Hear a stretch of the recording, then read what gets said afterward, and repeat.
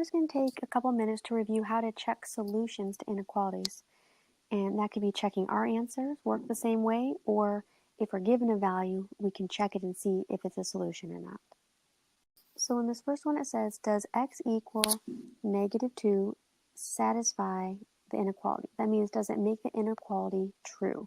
So that's what we're trying to decide. So I'm going to go into the inequality and I'm just going to replace the x with the -2 that it's giving me.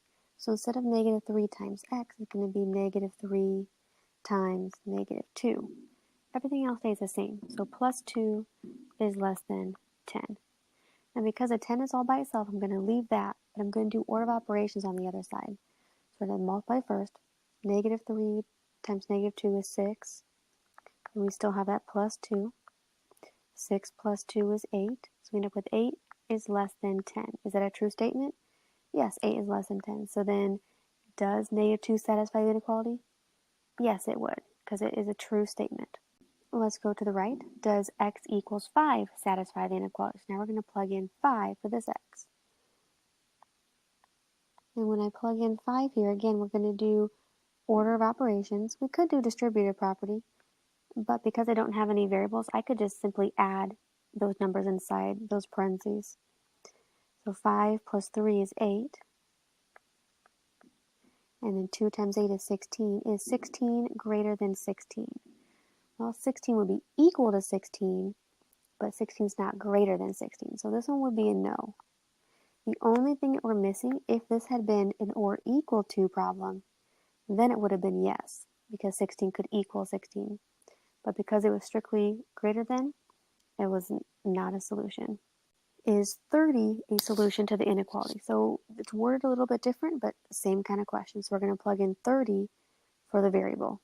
So 30 divided by 2 minus 12, is that greater than or equal to 3?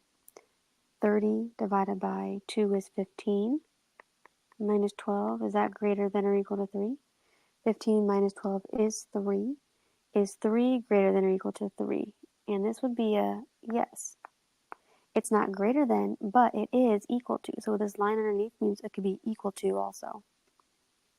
And then the last one is -25 a solution. So we're going to plug in -25 in place of the x.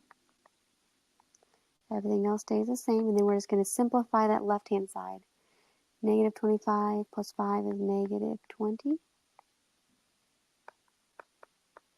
-20 divided by 2 is -10. Is -10 less than or equal to -8? And yes, -10 is less than -8. And if that's one that's harder for you to determine, you can think about that one being on a number line. On a number line, -8 will be here, -10 will be further down.